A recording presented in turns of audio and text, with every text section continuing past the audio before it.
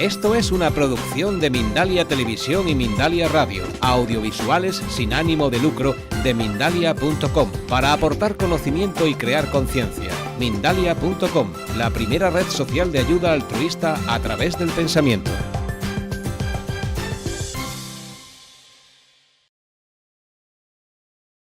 Muy buenos días, muy buenas tardes y muy buenas noches a todos y a todas las que nos estáis siguiendo desde las distintas franjas horarias del planeta. En esta conferencia nos acompañan personas de multitud de países, como España, Argentina, Uruguay, Alemania, México, Venezuela o Estados Unidos, entre muchos otros.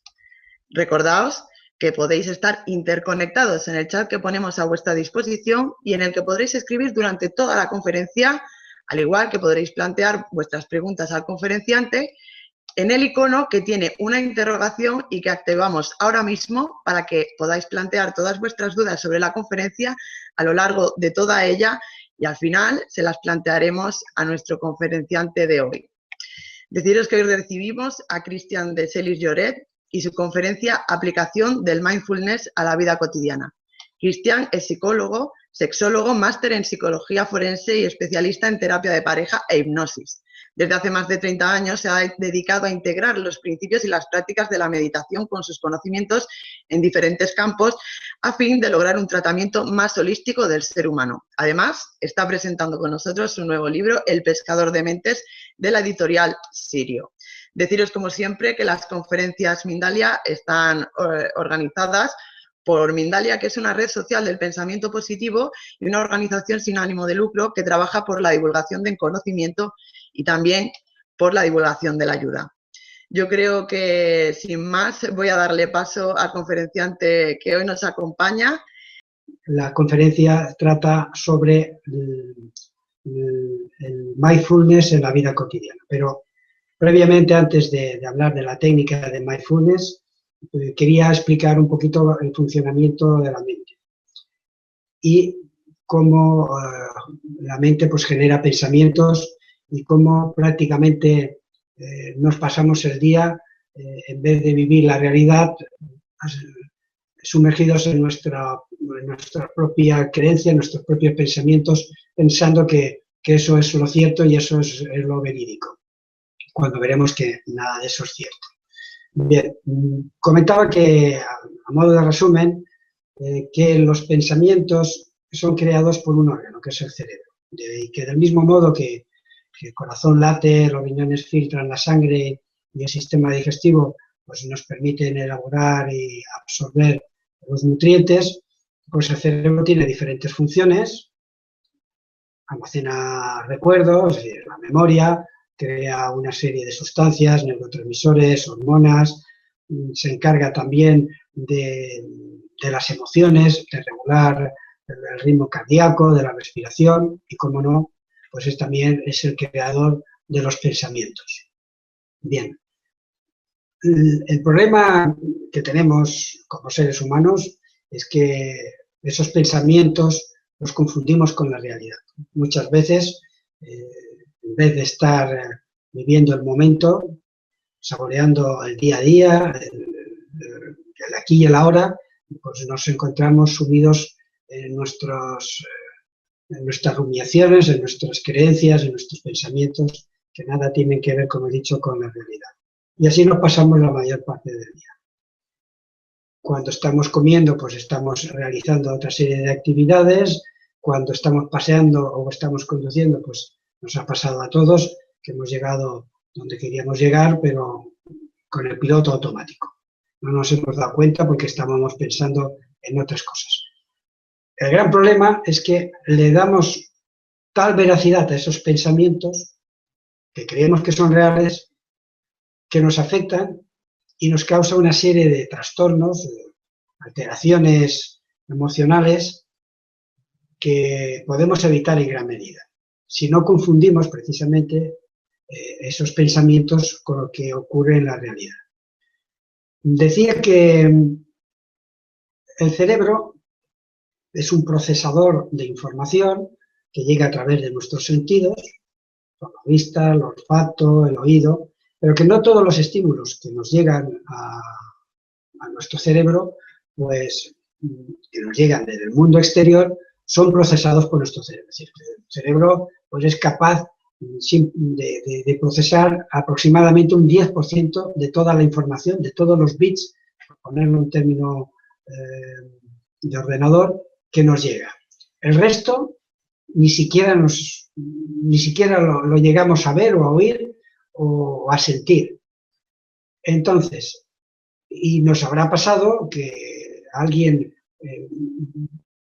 que tiene una experiencia en un sitio determinado, si pusiéramos a dos personas en una habitación con cosas, con objetos, y les dijéramos que estuvieran ahí unos minutos y que luego salieran, pues probablemente unos hablarían de lo que han visto y otros pues ni siquiera se dan cuenta de que existía pues una serie de objetos, y así con cualquier otro tipo de persona.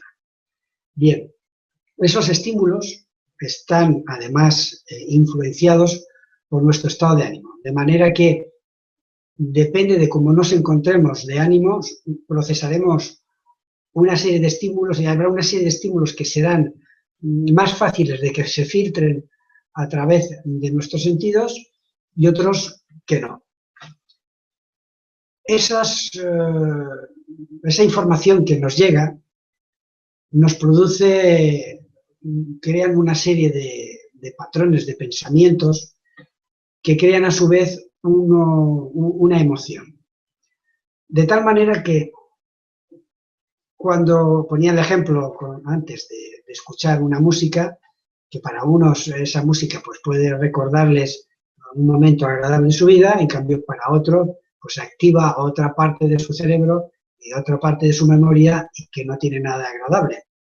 O también comentaba, pongo un ejemplo muchas veces en terapia, en la que los estímulos realmente no son ni positivos, ni negativos, ni buenos, ni malos. Los estímulos realmente son neutros. La interpretación la hacemos nosotros, de tal manera que un día de lluvia pues no es un día deprimente, ni es un día en la que uno se encuentra con una cosa pues que lo encuentra muy platónico, muy romántico. Hay una frase que dice: las cosas no son como las vemos como somos. Que nosotros de alguna manera proyectamos nuestra realidad a lo que es el mundo exterior. Depende cómo nos encontremos, pues veremos que las pinceladas, los colores, pues tendrán más nitidez o tendrán menos nitidez, o serán unos colores más apagados o más alegres. Pero dependerá, evidentemente, de nuestro estado de ánimo. Ese estado de ánimo fluctúa a lo largo del día, fluctúa a lo largo de la semana, del año, de nuestra vida. No siempre nos encontramos de la misma manera. Todos también habremos experimentado pues, esos momentos en los que nos encontramos muy optimistas, muy alegres, muy despiertos, vivarachos, creativos. En cambio, en otros momentos pues, nos encontramos tristes, caídos, deprimidos y muy pesimistas. ¿Y eso a qué es debido? Bueno, es debido a dos factores. Uno es la energía y otro es la tensión. Esos dos se relacionan, de tal manera que cuando nos sentimos pletóricos de energía y una baja tensión, que suele ocurrir pues, generalmente cuando nos levantamos por las mañanas, pues nos encontramos eso, con optimismo, con fuerza, con energía pues, para afrontar el día, etcétera, etcétera. En cambio, si tenemos una alta energía y una alta tensión, es lo típico que ocurre cuando estamos en un momento de estrés, en la que nos sentimos desbordados, cuando vemos que los recursos que tenemos son limitados o se sienten o no los tenemos, o es una situación que aunque no tenga por qué ser necesariamente intensa, pero sí prolongada en el tiempo, pues termina haciendo mella en nosotros. Cuando la energía es baja y la tensión es alta, es cuando nos sentimos agotados. Y ahí es cuando estamos más pesimistas, cuando estamos que nos encontramos más tristones, y es típico cuando va pasando el día y va llegando la tarde y en la que nos encontramos con cierto agotamiento, y entonces ese agotamiento hace que no prestemos atención a las cosas de la misma manera, que nos cansemos más, etcétera, etcétera. Por último, tenemos la relación entre una baja energía y una baja tensión, que es cuando nos sentimos ya realmente cansados, que tenemos sueño y nos queremos ir a la cama. Como decía, eso pues fluctúa a lo largo del día. No es lo mismo cuando nos levantamos por la mañana, pues cuando hemos tenido pues una jornada intensa, y cuando llegamos pues, por la noche pues nos sentimos pues evidentemente más agotados. Pero también puede ocurrir que una serie de factores externos a nosotros pues influye sobre nuestro estado de ánimo. Evidentemente hay una serie de hechos que ocurren a lo largo de nuestra vida que influyen en nuestro estado de ánimo.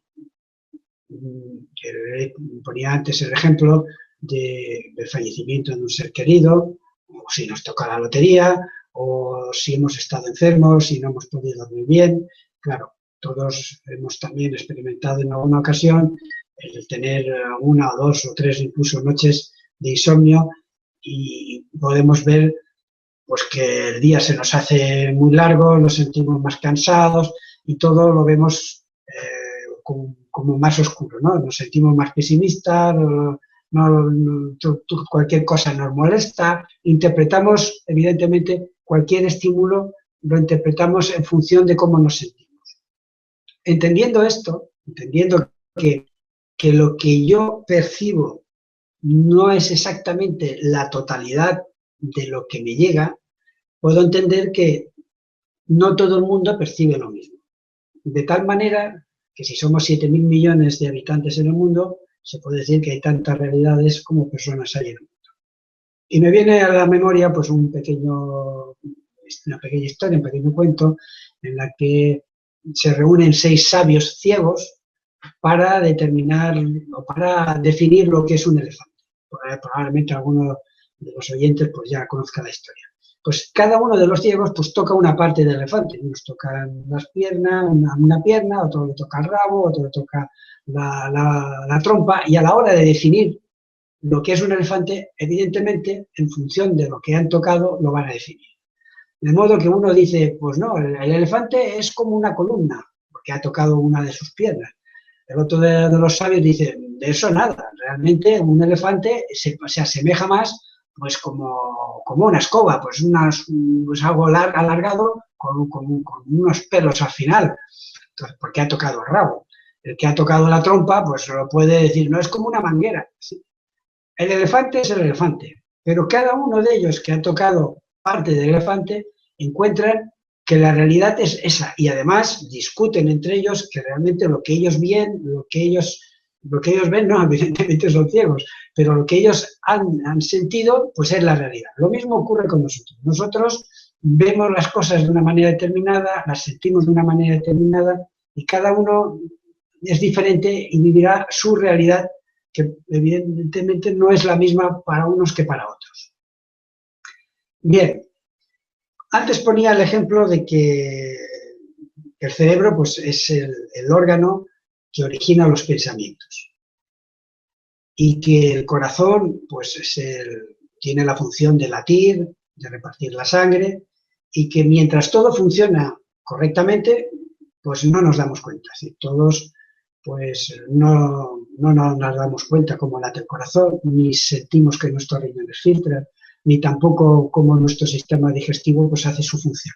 Pero si tenemos una alteración cardíaca, una palpitación, una arritmia, o nuestros riñones no filtran bien, o hemos comido algo que no nos ha sentado bien, pues notamos que tenemos una serie de síntomas y signos que nos produce cierto malestar. Entonces, ¿cómo poder saber que un pensamiento está actuando? Pues muy sencillo, por las emociones. Las emociones es como el termostato. No seremos capaces de darnos cuenta de que tenemos un pensamiento. Es decir, nosotros actuamos en función de nuestras creencias y de nuestros pensamientos, porque creemos que es la realidad.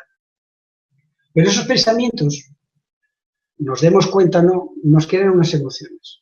Y siempre, siempre, siempre, lo que ha creado una emoción, una tristeza, una alegría, rabia, estado, un momento de decaimiento, ira, todo eso previamente ha sido desencadenado por un pensamiento. Esos pensamientos, la mayoría de las veces, se producen de una manera inconsciente, no nos damos cuenta de ello. Pero de lo que sí podemos darnos cuenta es de la emoción, la sentimos. Podemos sentir que estamos enfadados o que estamos tristes, Y eso es lo que tendríamos que prestar atención para darnos cuenta si estamos viviendo la realidad o estamos viviendo una de nuestras fantasías. La realidad en sí, lo que nosotros tenemos a lo largo por donde nos movemos, no nos causa realmente una tristeza ni nos causa... Es la interpretación que hacemos, como he dicho antes, de esa situación.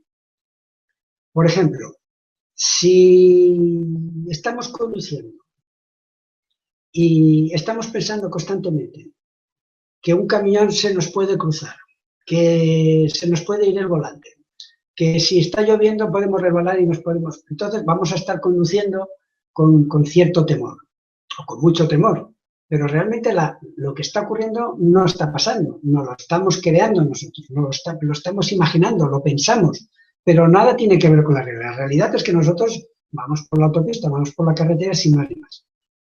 De tal manera que si realmente llegara a ocurrir algo, se nos cruza un peatón, un perro, o cualquier otra cosa, automáticamente sabremos lo que tenemos que hacer.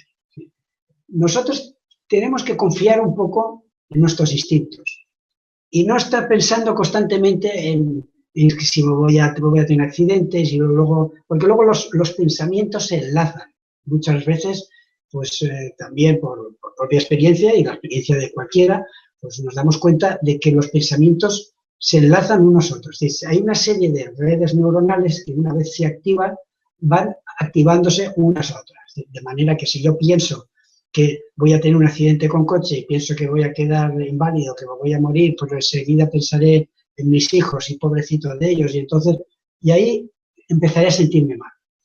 Si yo noto que me estoy poniendo mal, me daré cuenta de que no estoy conduciendo y no estoy viviendo la realidad, sino que estoy viviendo mi fantasía. Esto es muy importante. Entonces, ¿de qué manera podemos evitar el estar rumiando constantemente y estar dándole vueltas a la cabeza? Sí, la mayoría de las personas que acuden a mi consulta, por no decir prácticamente el 100%, los problemas son creados más que por lo que realmente les ocurre, es porque por toda la serie de ideas, de creencias que les vienen a la cabeza. Y eso es importante, el darse cuenta de que lo que tú piensas no es la realidad. Los pensamientos no tienen ninguna validez, no existen en realidad. Nadie puede poner encima de la mano un pensamiento, es algo que se crea y que no tiene una constatación real, ¿sí? Pero tienen la validez que cada uno le quiere dar. Si tú piensas que lo que tú crees es 100% verdad, pues te vas a comportar de esa manera. De ahí viene pues las personas que tienen una baja autoestima o que están decaídos o que si creen que no valen nada, si creen que son tontos, si creen que son una serie de inútiles y lo creen al 100%, no son más que creencias, pues entonces se lo creerán y se comportarán como tal. Entonces, el mindfulness es una herramienta que tiene más de 2.500 años, probablemente mucho más, que sirve precisamente para conectar con el aquí y ahora. Cuando nosotros ponemos el piloto automático, la emisora de radio, y nosotros no elegimos qué emisora, automáticamente se pondrá en marcha. El cerebro, nos guste o no nos guste, siempre está en marcha. De la misma manera que el corazón late tanto si estamos despiertos como si estamos dormidos. El cerebro sigue funcionando. Puede que diferentes ondas cerebrales, pero sigue funcionando. Por la noche soñamos y por el día ensoñamos, que seguimos pensando. ¿De acuerdo? Entonces, lo que se trata de evitar es precisamente el estar constantemente viviendo una realidad que no es tal. Y para eso, ya en la India, y concretamente pues Buda, Siddhartha Gautama, perfeccionó una serie de técnicas que probablemente él también tuvo sus propios maestros, y él lo que hizo pues fue recolectar y perfeccionar esa serie de técnicas. Una de ellas es precisamente el mindfulness. Mindfulness es una técnica que ahora está muy en boga, pero que realmente empezó hace unos 30 años con un psiquiatra de la Universidad de Massachusetts, John Sim Kabat, en la que aplicaba una técnica para poder estar viviendo el momento. Mindfulness es una palabra inglesa que es la traducción de sati, que es el nombre en pali de esta técnica. Y su nombre en castellano, su traducción de mindfulness en castellano sería atención plena. Como digo, pues es una técnica ancestral, tiene más de 2500 años, y consiste, la atención plena es prestar atención a las cosas de una forma intencionada, en el momento presente y sin juzgarla. Es una tarea realmente ni es compleja ni es difícil. Lo que realmente es difícil es poderla llevar a cabo de una manera constante. Sobre todo si alguno de ustedes ha practicado meditación, pues se dará cuenta que cuando quiere centrarse en la respiración o cualquier otra técnica, nos damos cuenta cómo la mente se mete en nuestra meditación y está constantemente pues entrando, saliendo, y tenemos que prestar atención para volver otra vez a centrarnos en la respiración. Para practicar el mindfulness, la atención plena en la vida cotidiana, es importante tener una serie de actitudes. Una de ellas es lo que se llama la mente de principiante. Se trata de ver las cosas como si fuera la primera vez. Es como la mente de un bebé. Si los bebés practican el mindfulness pues al 100% del día. Cualquier cosa es una novedad. El que tiene hijos y el que no pues, tiene amigos habrá visto muchas veces que el bebé, cuando son muy pequeñitos, pues, se entretienen con cualquier cosa y son capaces de coger un mismo objeto y tirarlo cientos de veces porque les llama la atención. Entonces, estamos influidos por una serie de experiencias, por una serie de creencias que hacen de filtro sobre la experiencia que estamos teniendo. Entonces, es importante que podamos ver cada acontecimiento de nuestra vida como si fuera la primera vez que lo experimentamos. Otra cosa importante es el no juzgar, el no criticar lo que estamos viendo. Es decir, esto es bueno, esto es malo, y sobre todo, importantísimo también, es no autojuzgarnos y no autocriticarnos, que es algo que estamos haciendo también constantemente. No lo soy lo suficientemente bueno, parece mentira que haga estas cosas, soy tonto. Estamos siempre así, ni juzgar ni criticar. Otra cosa importante, paciencia. Como cualquier otro recurso que queremos aprender, requiere de un tiempo. Si queremos fortalecer nuestros músculos y vamos al gimnasio, pues no lo vamos a conseguir en 2 días. Si queremos correr la maratón y no estamos entrenados, pues tendremos que hacerlo poco a poco. Como una vez leí, la paciencia es un árbol difícil de cultivar, pero sus frutos son exquisitos. De modo que, paciencia. Otra cosa, otra actitud importante es ceder. Ceder podría traducirse también como fluir, dejar ir, no quedarse aferrado a las cosas. También importantísimo, aceptación. Cuando digo aceptación, es importante también el no confundirlo con la resignación. Me explico. Si un día llueve y nos fastidia la lluvia porque teníamos planeado ir a la playa, pues tenemos 2 opciones. Podemos salir a la calle y dejarnos que nos moje, eso sería resignarse, y otra cosa es salir a la calle, pero utilizar un paraguas. Entonces, acepto que llueva, pero no significa eso. Aceptar no significa que si me dan un bofetón voy a poner la otra cara. ¿De acuerdo? Otra cosa importante es confiar en nuestra experiencia. Es como lo que antes decía.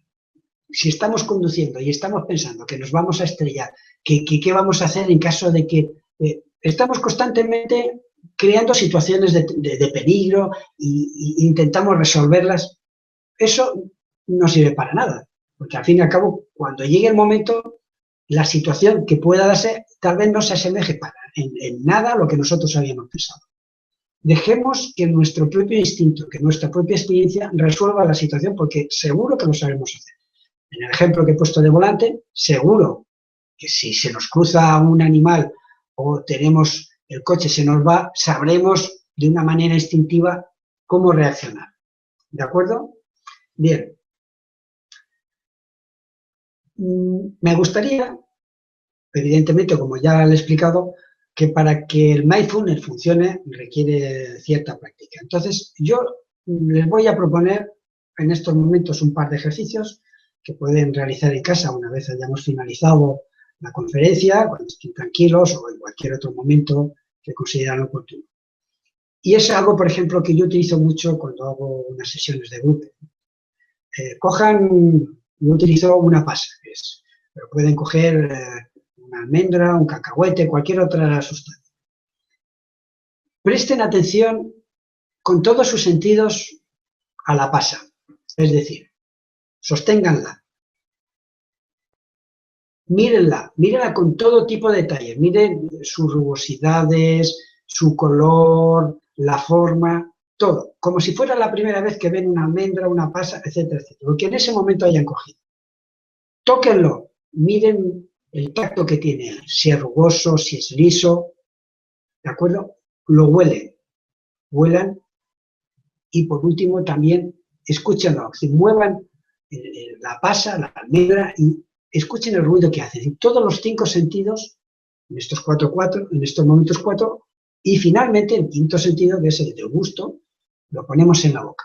Pero no para masticarlo inmediatamente, sino para ser consciente de la forma otra vez, de la rugosidad, del sabor que desprende sin haberlo masticado. Acto seguido lo masticamos y estamos conscientes, prestamos atención a todas esa explosión de sabores, de textura que se desarrollan en nuestra boca. Lo tenemos un rato en la boca y para el último lo tragamos. Somos conscientes también de cómo tragamos, de cómo salivamos, de cómo pasa por nuestro tubo digestivo, ¿de acuerdo? Y por último seguimos con ese sabor que tenemos en la boca y que hacemos que permanezca, ¿de acuerdo? Eso es un ejercicio que pueden realizar ustedes en su casa.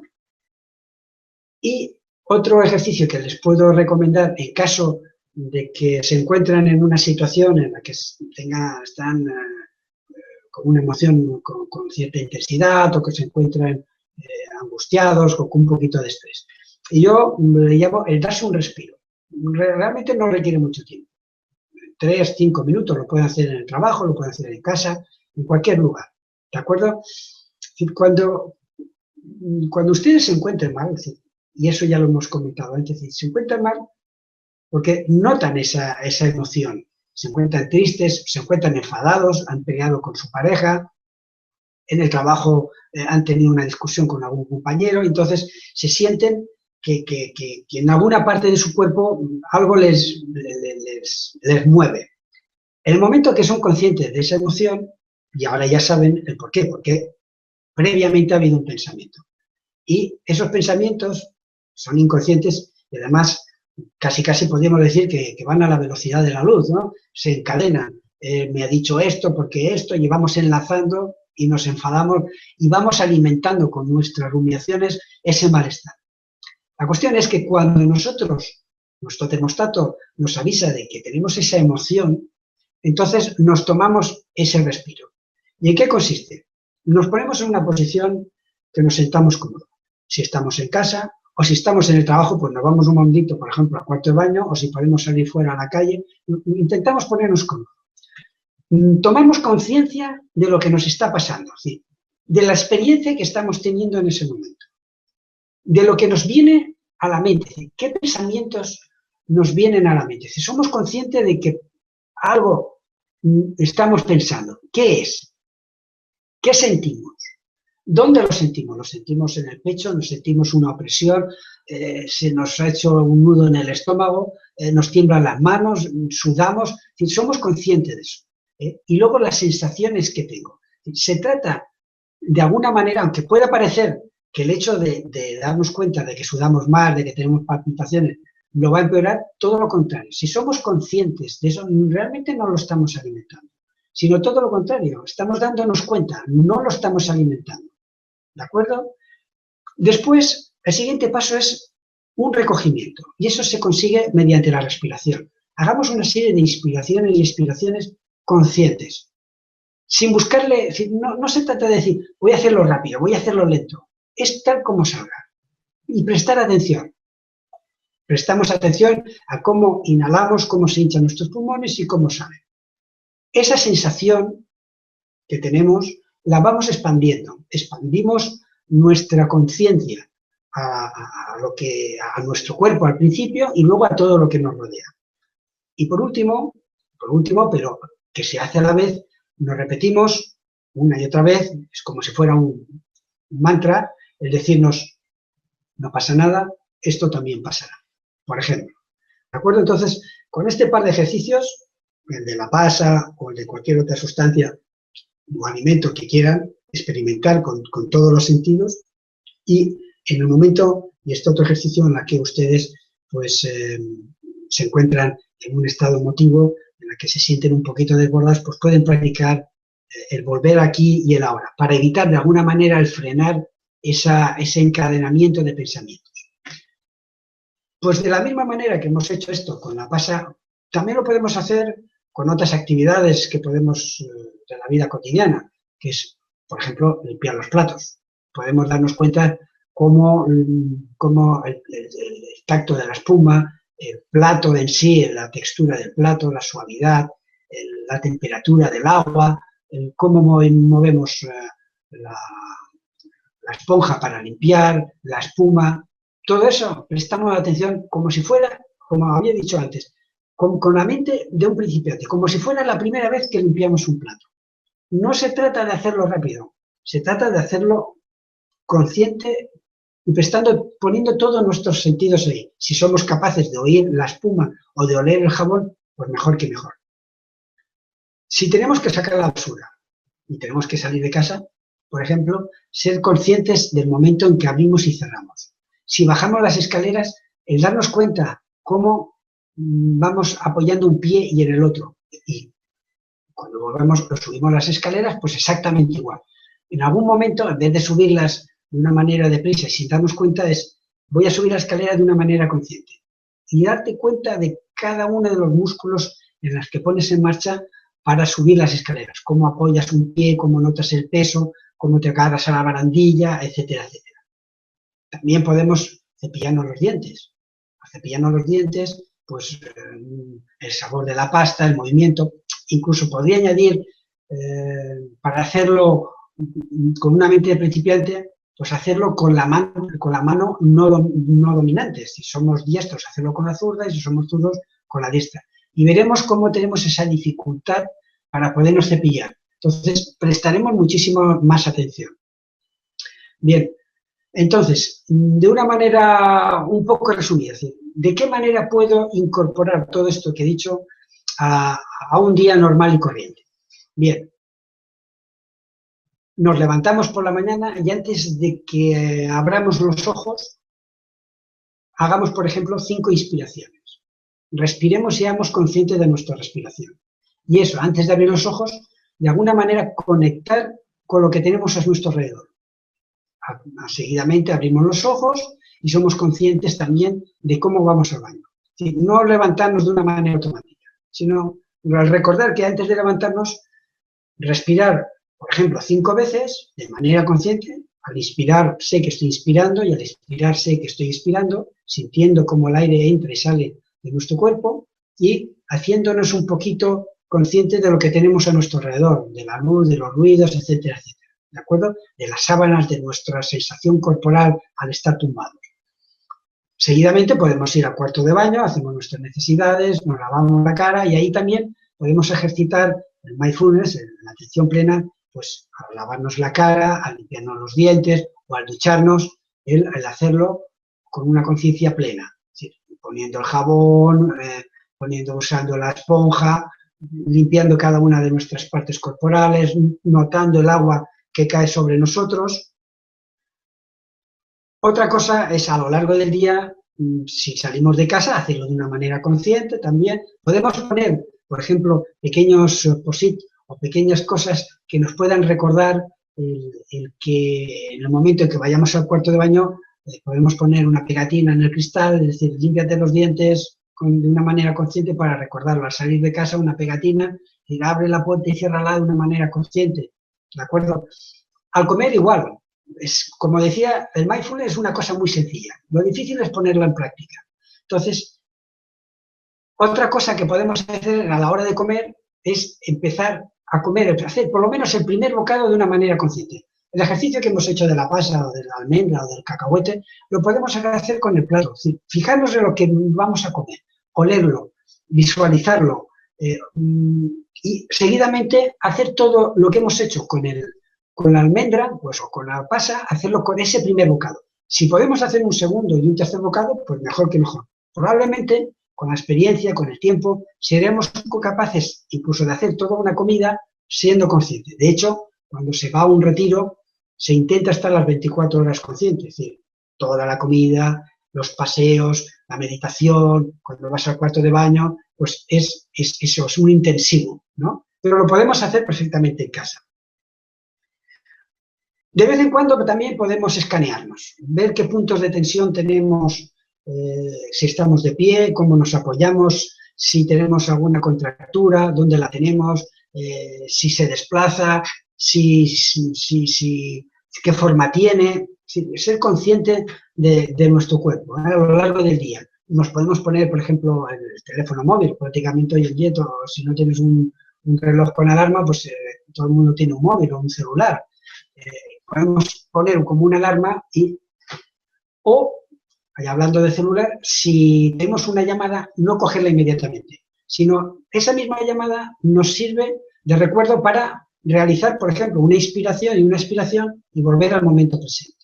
¿De acuerdo? Y antes de acostarnos, antes de cerrar los ojos, también podemos realizar una inspiración o 5 inspiraciones y también ir poquito a poco. Se trata de ir incorporando a lo largo del día momentos puntuales de atención plena que al principio requieren evidentemente un entrenamiento, una atención, unos recordatorios, pero que luego nos saldrá de una manera más automática, más espontánea y podemos vivir, en vez de estar viviendo una fantasía y una comedura de cocos, pues viviendo lo que es la realidad en sí misma.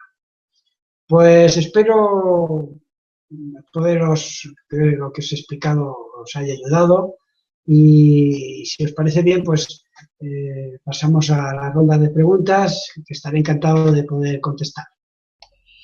Y nosotros de que las contestes, Cristian. Así que yo creo que ha quedado todo muy bien explicado y además hay muchísima gente interesada y están surgiendo muchas preguntitas. Así que si te parece, empezamos por la primera. Adelante. Pues María José Caballero de España dice, muy bueno, ¿qué alimentos son buenos para conseguir el equilibrio? Muchas gracias. El equilibrio, pues como reza un dicho, come de todo y no abuses de nada. Hablan de la dieta mediterránea, evidentemente se trata de alimentarse lo más sano posible y para mí creo que como todo está en el punto medio, ¿no? El comer de todo y no abusar de nada. Es como el agua. El agua, si bebes poca agua, te mueres de sed y si bebes mucha te ahogas. Pues se trata de eso. También hay que seguir un poquito el instinto, ¿eh? Nosotros nos daremos cuenta que hay momentos, hay épocas de nuestra vida en la que parece que nos apetece más una serie de alimentos que otros, ¿no? Incluso a veces me ocurre a mí mismo. Yo pues no soy muy aficionado al dulce, pero hay momentos en los que me como casi de una sentada una tableta de chocolate. Pues será por algo, alguna carencia o algún motivo de tener. Lo malo es que comiera solo chocolate, pero yo creo que en la variedad está el gusto. Y creo que hay muchas tablas por ahí de alimentación en las que nos recomiendan, pues eso, sobre todo que sea una alimentación rica en frutas, en verduras, que haya proteína, que sobre todo que sea proteína de origen vegetal, pero evidentemente pues tampoco, que alguna vez comas marisco, carne, cerdo, pescado, pues tampoco pasa nada. Sobre todo, lo que tal vez sí que recomendaría no abusar son de los productos muy refinados, toda la bollería, las cosas industriales, y cuanto menos elaboración y más sencilla sea su manera de prepararlos, para mí, por ejemplo, el wok me parece ideal. Es una manera de preparar los alimentos de una manera rápida, sencilla y que mantiene todas sus vitaminas y propiedades. De otra manera también es al vapor, que se puede mantener, evitar las fritangas y sobre todo las grasas. En fin, supongo que tampoco habrá aportado nada nuevo que ya todo el mundo más o menos sabe. Pues yo estoy contigo en lo del wok. Me encanta la comida hecha al wok. O sea, tiene un sabor muy especial. Continuamos. En este caso vamos hasta Argentina porque Irma Hernández pregunta que esto, lo de estar en el ahora, ¿está presente en cada acto de nuestra vida? Al contrario, yo creo que nos pasamos el 99% de nuestra vida inmersos en nuestros pensamientos. Y si no, basta un botón de muestra en la vida cotidiana de cualquier persona. Si uno analiza cómo ha pasado el día, se dará cuenta, como he puesto antes un ejemplo, que si está conduciendo, realmente no está conduciendo. Si está comiendo, no está comiendo. Está viendo la tele, está leyendo alguna cosa o está hablando con el resto de los comensales, pero no estamos disfrutando. Si nos vamos a un restaurante, no vamos a disfrutar de lo que estamos comiendo. Estaremos hablando de aquella comida que comimos en otro restaurante o qué bueno fue aquello que... Si estamos viendo una puesta de sol, la estaremos comparando. Sí, es bonita, pero tiene una nube por allí que parece que no es igual que aquella vez que estuvimos de vacaciones, que... Total, que no estemos en lo que estamos. Si estamos trabajando, ocurre exactamente igual. Hay una cosa que se llama el piloto automático, que tiene su finalidad. Es decir, nosotros, en nuestra evolución, nos ha permitido el aprendizaje, nos ha permitido que hay cosas que las hacemos de una manera automática. Y eso, como digo, afortunadamente, porque si cada vez tenemos que aprender, cuando nos levantemos por la mañana, tenemos que aprender a andar, pues vamos dados, ¿no? Pero hay una serie de cosas que hacemos de una manera automática. Nos vestimos de una manera automática, caminamos, comemos y no le prestamos atención. Entonces vamos inmersos en ese mundo mental que no tiene nada que ver con la realidad. Entonces, presentes, yo creo que estamos muy poquito. Estaremos pues en el momento en que dices, tengo que ir a tal sitio, tengo que ir con el coche y... Si nos perdemos con el coche, entonces, como es una situación nueva, entonces estamos como más atentos, ¿de acuerdo? Pero precisamente el mindfulness lo que nos enseña es vivir más tiempo la vida real que no la vida imaginaria. Y además deberíamos de aprender a hacerlo mucho más a menudo porque es cierto que siempre estamos pensando en lo siguiente, nunca en lo que estamos haciendo. Sí, si estamos tomando una taza de té, pues terminamos de comer, pero al comer estamos pensando, luego me haré una taza de té, pero cuando estás tomando la taza de té, realmente no la estás disfrutando, estás pensando, bueno, luego me voy a poner a limpiar los platos. Y cuando terminas con los platos, dices, bueno, cuando termine de limpiar los platos, veré un rato la tele, y cuando termines viendo la tele, no la estás viendo porque estás pensando en lo que, bueno, ¿qué prepararé para cenar? Pero se me ha olvidado, te vas a comprar, pero y estamos constantemente, no estamos disfrutando de la comida, no estamos disfrutando de la compañía, no estamos disfrutando de una puesta de sol, constantemente estamos comparando, estamos deseando, estamos criticando y no estamos disfrutando. Se trata de vivir el momento, tal como se presenta. No digo que haya que huir, mucha gente confunde y piensa que el mindfulness es para vivir una vida plena y feliz, que si eso no tiene nada que ver. Sí, como seres humanos, y respiramos, y tenemos unas funciones fisiológicas, etcétera, etcétera, que tengamos unas emociones es intrínseco al ser humano. Es decir, hay momentos en los que nos vamos a sentir tristes, hay momentos en los que nos vamos a enfadar. Que nadie piense que porque practique el mindfulness, porque practique la meditación, se va a convertir en un santurrón y va a levitar. Se va a enfadar, porque forma parte del ser humano. Habrá momentos en los que vamos a discutir con nuestra pareja, pero si somos conscientes del momento, no lo vamos a alargar. No vamos a hacer que eso estemos 3 días sin hablarnos, porque nos podemos enfadar en un momento puntual, pero luego estamos 5 días enfadados, pero no con la persona, sino con la persona que tenemos mentalmente. Seguimos rumiando y enfadados por algo, ya no digo ni 3 días, algo que ha pasado años, que no nos hablamos con una persona porque mentalmente bla, me dijo y yo le dije, y a lo mejor todo eso fue un malentendido. Pues sí, muy cierto. Ahora vamos hasta Ecuador, desde donde Gabriela White nos plantea esta cuestión. Gracias por tu charla. ¿Podría recomendarme un ejercicio para aplicar el mindfulness en mi vida? Mi esposo falleció hace poco y en todo momento lo recuerdo. Practico yoga, meditación, pero se complica mucho el día a día porque cada detalle me lo recuerda. Gracias. Evidentemente, como he explicado, hay momentos en nuestra vida que son duros, pero no sé el tiempo que ha fallecido tu marido, pero bueno, se trata de vivir un duelo. El duelo tiene su proceso, tiene sus fases, la fase de negación, la fase de rabia, de negación, de tristeza y depresión, y por último la de aceptación. Desconozco en cuánto tiempo ha pasado, pero se calcula que un duelo pues, puede transcurrir, más o menos se suele resolver 6, 1 año, incluso 2 años. Depende un poco de la cercanía, de cómo estaba unido uno a esa persona. Evidentemente, si ha sido tu marido, pues estabas muy unido a él. Depende también del tiempo que estabais casados. En fin, depende de la personalidad, depende de si había o no cierta dependencia, pero deja espacio para vivir ese duelo. Sí, muchas veces lo que nos hace sufrir es negar esa situación. Es decir, con mi marido ha fallecido un hijo, ha fallecido mi madre, mi padre, y entonces parece que, bueno, pues tenemos que reponernos, ¿no? Y bueno, la vida continúa. Me parece que queremos negarlo porque también hay una parte de la sociedad que nos da prisa, en la que parece que el llorar y el estar triste pues no está bien visto.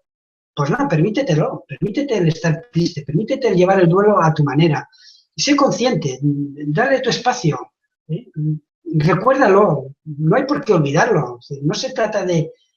Y un consejo que puedo darte pues para intentar superar, evidentemente, es intenta volcarte en ti misma, en qué es lo que te gusta, ten proyectos, haz cosas que no hacías con él, para tener nuevas rutinas, conocer nuevas personas, nuevos sitios. No se trata de estar machacándote y estar recordando y teniendo todas las cosas, porque eso es como si estuvieras muerta con él en vida.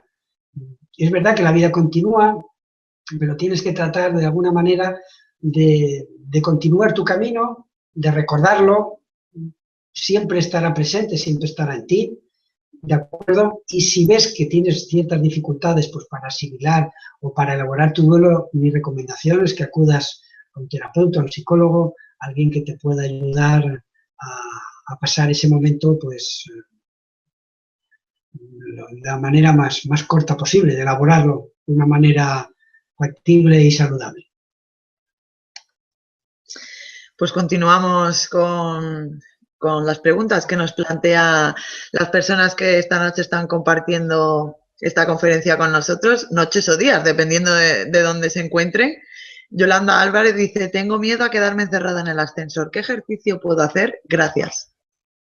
Bueno, aquí ya empezamos a aplicar una serie de técnicas de psicología y una que suele ir muy bien es aproximarse al objeto temido de una manera paulatina.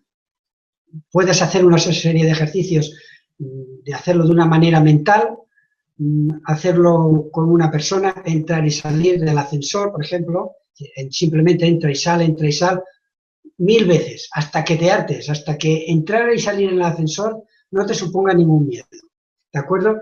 Después abrir y cerrar la puerta de un ascensor, ir hasta el primer piso, bajar por la escalera, llamar al ascensor, ir hasta el primer piso, Y así constantemente. ¿Sí? Los ejercicios de mindfulness lo que también nos permite, cuando digo que hay que aceptar lo que está ocurriendo en ese momento, precisamente es para evitar una evitación. Porque muchas veces huimos de las situaciones, de nuestros pensamientos, y el no poderlos elaborar, el no poderlos afrontar, y al huir de ellos no los podemos elaborar. Y eso es pues una fobia. Lo que tiene Yolanda pues, es una típica fobia pues, al ascensor.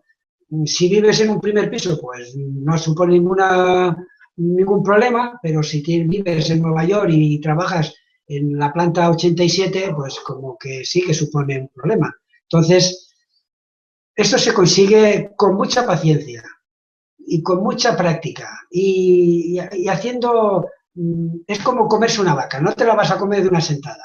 Si no veas el subir el ascensor como una cosa que tienes que hacer. Divide las cosas de una manera, coge el conjunto de todo y divídelo. Haz una cosa pequeñita. Simplemente aproximarte al ascensor y llamarlo. Hasta que tú, el llamar al ascensor, no te suponga una ansiedad. Y llegará un momento en que tu nivel de ansiedad baje. Cuando llames al ascensor, entra y sal. Simplemente entra y sal hasta que tu nivel de ansiedad desaparezca. Si lo quieres hacer en compañía de alguien porque te da cierta seguridad, pues lo haces. Que el ascensor se cierre y se abra. Es decir, apretas ese botón de abrir y cerrar para que puedas hacerlo, para que no te quedes sola. Luego lo haces hasta el primer piso. Bajas por la escalera, vuelves a hacerlo hasta que no te dé ninguna ansiedad. Lo repites 1, 2, 1000 veces, las veces que haga falta. ¿De acuerdo? Y luego al segundo piso, al tercer piso, y terminarás por conseguirlo. Seguro que sí, todo es intentarlo. Continuamos. Cheryl Hickman dice, hola, muchas gracias, muy interesante. ¿Crees que con las personas que están viviendo en la enfermedad se puede hacer este mismo enfoque? ¿Hay alguna diferencia? Mil gracias. Gracias por tu pregunta.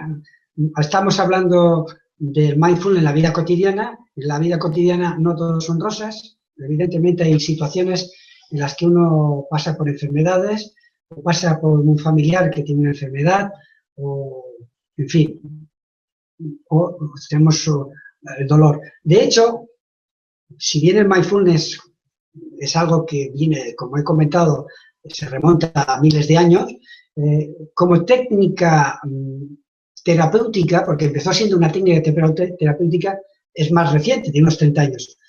Y como decía antes, esto se empezó a aplicar por John Kabat-Zinn, el psiquiatra, en la Universidad de Nueva York, y lo aplicaba a personas precisamente con problemas de dolor crónico, con ansiedad, con estrés, y evidentemente la técnica es exactamente igual.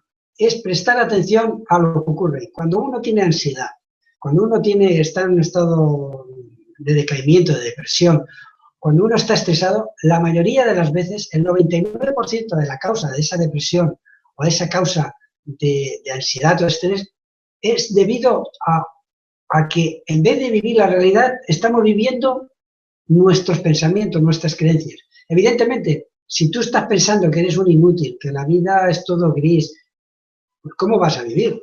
Pues si vas de bólido y no vas con la lengua al cuello, porque no llegas a todo, porque quieres de todo, evidentemente no es una necesidad. Las necesidades del ser humano realmente son pocas, pero nosotros nos creamos 1000 y una. Entonces, se trata de vivir precisamente aquí y ahora. Está comprobado, es un hecho científico, porque está estudiado, que las personas que practican el mindfulness en su vida, que lo practican de una manera formal, es decir, todos los días un ratito, llevan mucho mejor, se sienten mejor a la hora en su decaimiento, en su estrés, incluso en el dolor, porque no hay que olvidar que el dolor no lo elegimos, pero el sufrimiento sí. Cuando nosotros, si es una enfermedad en la que hay dolor, parte del dolor es una reacción fisiológica, nadie te la va a quitar, pero a ese dolor le añadimos el sufrimiento, ¿no? Es la cuestión mental de decir, pues ahora no podré hacer esta actividad, ahora soy un inútil, y si no puedo trabajar, ¿qué le pasará a mis hijos? No puedo trabajar, etcétera, etcétera. Es toda una serie de pensamientos, de rumiaciones que hacen que ese dolor, que ese malestar se incremente. Entonces, evidentemente, la técnica es exactamente igual, es prestar atención al aquí y a la ahora.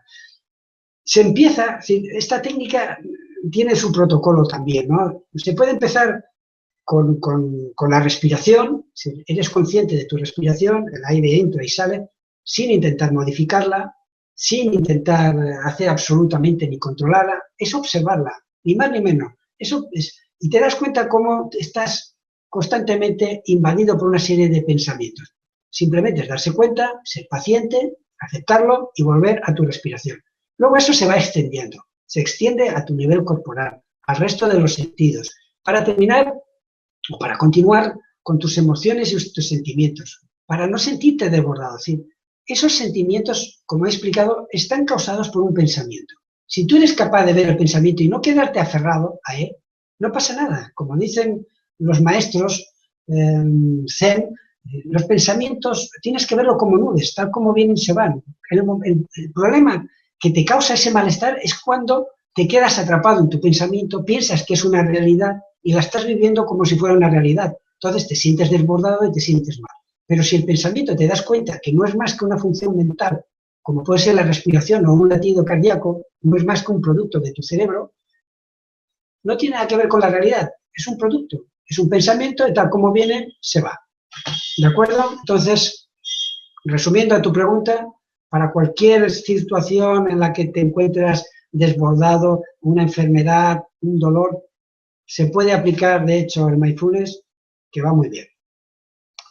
Pues si te parece, Cristian, como nos va quedando poquito tiempo, vamos a leer las preguntas más seguidas y las contestaciones las hacemos más breves y así De acuerdo. a ver si podemos leer casi todas las preguntas que nos están planteando, que no son pocas. La gente se está animando, todo hay que decirlo. Bueno, pues intentaré ser más escueto. Adelante. No pasa nada. Mira, de Bélgica, donde estaba nuestra amiga Cheryl, pasamos a España, donde Miguel Cuartero te dice: ¿cómo puedo evitar la influencia de los acontecimientos externos que no dependan de mí? No se pueden evitar. Hay una cosa que está clara. Hay cosas que dependen de ti y hay cosas que no dependen de ti. Que se haga de día o se haga de noche no va a depender de ti. Pero lo que sí está en tus manos es la actitud que tú tomes respecto a ese acontecimiento. ¿De acuerdo? Como ponía el ejemplo de la lluvia. Si llueve, llueve. Y es una cosa que no puedes cambiar. Por mucho que tú patalees, llores y te cabrees o te enfades, va a seguir lloviendo. No por eso va a salir el sol. Pero tu actitud respecto a la lluvia sí que puede cambiar. En vez de verlo tristón, dice, bueno, pues mira, pues aprovecharé pues para dar un paseo, pues para respirar el aroma de tierra mojada. Es decir, que hay acontecimientos en nuestra vida que no están en tus manos y no vas a poder cambiar. La aceptación se trata de eso. El mindfulness es, esto es lo que hay. Si llueve, llueve. Y si sale el sol, sale el sol. Pero mi actitud sí que está en tus manos. La actitud respecto a esa situación sí que está en tus manos. Pues Rosana Mancinelli dice: ¿es posible enseñar a los niños desde pequeños el mindfulness para lograr que sean más atentos, amables, conscientes de la vida? Sí, evidentemente. Cuando uno es un bebé y cuando tiene pocos meses, la vida es mindfulness 24 horas al día. Ellos viven así. A medida que se van haciendo grandes, evidentemente, las influencias de los papás, de los profesores, de los amigos, van empezando a... Y ya como un juego se les puede enseñar a vivir el mindfulness, ¿no? El estar atento a la respiración, o el antes de acostarse, esos mismos ejercicios, o el probar una serie de alimentos, ¿no? El juego con un alimento, se les puede evidentemente, lo que se nos puede ocurrir como padres, pues para que el niño viva el momento, el aquí y el ahora. Continuamos con Charo García, que dice: me gustaría felicitar a Cristian de Selis por su charla. Es muy bueno, explica muy bien y de forma muy clara y sencilla. Además, se nota que es una persona sensible y cercana. Muchas gracias. Casi más que una pregunta, es una felicitación en toda regla. Siempre hay una palabra que hablo en mi libro que se llama mushotoku. Mushotoku significa sin buscarlo ni desearlo. Yo le agradezco sinceramente pues sus amables palabras, y si otro quiere criticarme y decir que no le ha gustado, pues también serán bienvenidos y bien recibidas sus palabras. Pues la verdad que ninguna pregunta ni ninguna cuestión te critica, eso hay que decirlo, ¿eh? Todas son muy positivas.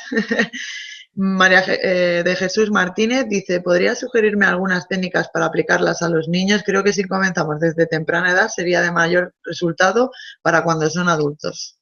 A colación de la pregunta que han realizado antes. Sí, hay un montón de sí, como digo, desde cerrar los ojos y notar cómo uno está de pie, el darle una serie de alimentos y decirles a ver a qué saben, si la diferencian con los ojos cerrados, por ejemplo, un ejercicio que se puede hacer es que reconozcan una serie de alimentos que les has puesto en el plato y taparle los ojos, ¿no? Y que reconozcan por la textura, por el sabor, pues qué tipo de alimento es. Cuando están bañándose, pues también podemos decirles que cómo notan el chorro de agua o la ducha, o si notan el olor. Es decir, nosotros podemos orientarles sobre los sentidos, a qué huele esto, ¿no? ¿Cómo lo podrías definir? Si estamos en el campo, pues también, ¿qué es lo que ves? ¿Qué es lo que sientes? Y si te parece, ya para concluir, Charo, la que te ha felicitado hace solo unos minutos, te plantea la última pregunta y dice lo siguiente: padezco dolores crónicos bastante fuertes. ¿Qué me recomienda? ¿Qué puedo hacer para aliviar un poco esos dolores? Bueno, cuando se hace mindfulness, hay un mindfulness que es especial probablemente para esta situación del dolor. Tienes que distinguir lo que es dolor de lo que es miedo, porque parte del dolor está influenciado por una serie de creencias, de pensamientos que lo que hacen es agravar. Cuando hagas mindfulness y te concentres en tu respiración, deja espacio para ese dolor. Mira a ver dónde lo sientes. Intenta visualizarlo. Intenta, de alguna manera, ver si hay una transformación. Aprovecha precisamente ese dolor. De hecho, hay una técnica de mindfulness que se centra en el dolor. Podríamos pensar, madre mía, si encima tengo dolor y estoy pendiente del dolor, lo que yo quiero es buscar una técnica que me distraiga, que me olvide. Evidentemente existen. Cuando uno tiene dolor, muchas veces no se tiene el dolor constantemente al 100%. Hay momentos en que nos duele más, hay momentos incluso con bastante dolor, e incluso puede llegar un momento en la que se nos olvida. Es decir, tenemos el dolor, pero tenemos una llamada telefónica y el hecho de olvidarnos del dolor para atender la llamada parece que nos hemos olvidado por un momento del dolor. Entonces, yo te recomendaría que aproveches tu dolor para centrarte en él y practicar el mindfulness en el dolor. ¿Dónde lo sientes? ¿Qué tamaño tiene? ¿Se transforma? ¿Se parece a algo? Ponle un color y luego intenta transformarlo. Es casi, sin que se pretenda, se puede hacer como una especie de hipnosis o de autohipnosis en la que uno puede transformar ese dolor en otras sensaciones, ¿no?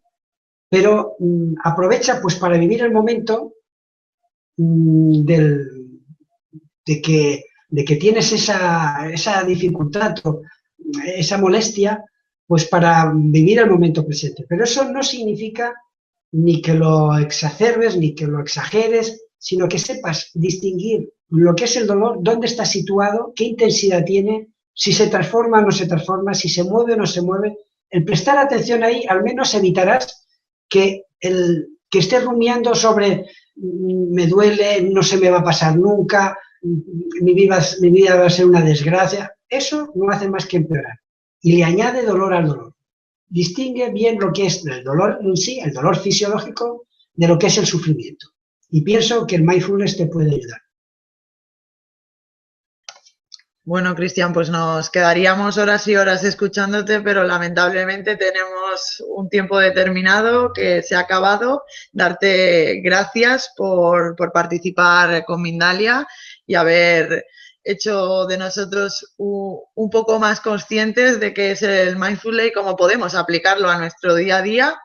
Y sobre todo, como siempre, darle las gracias a todas aquellas personas que nos han estado acompañando desde muchísimos países diferentes, desde España, Argentina, Uruguay, Alemania, México, Venezuela, Estados Unidos. Bueno, son muchísimos países que han estado todos pendientes de ti, al igual que yo, e invitarles, como siempre, a las próximas conferencias en directo de Mindalia, a las cuales les redirigiremos ahora con un enlace para que puedan ver quiénes serán los próximos ponentes, y desearte muy buenas noches y de nuevo muchísimas gracias, Cristian. Pues también gracias a vosotros, gracias a todos los oyentes. Y por último, ya para rematar, y mi último consejo, práctica, práctica, práctica. Es decir, más que leer, más que libros, que está bien leerlos y tal, lo que realmente nos va a servir es practicar. Lo que más nos va a servir, más que leer libros de meditación y mindfulness, es ponerlo en práctica, aunque sean 5 minutos, aunque sea 1 minuto. Eso tiene más validez y más potencial que no todo lo demás que podamos realizar. ¿De acuerdo? Pues tomamos nota y, valga la redundancia, lo llevaremos a la práctica. Exacto. Pues muchas gracias por esta oportunidad y un saludo a todos los oyentes. Y esperamos verte pronto. Eso espero.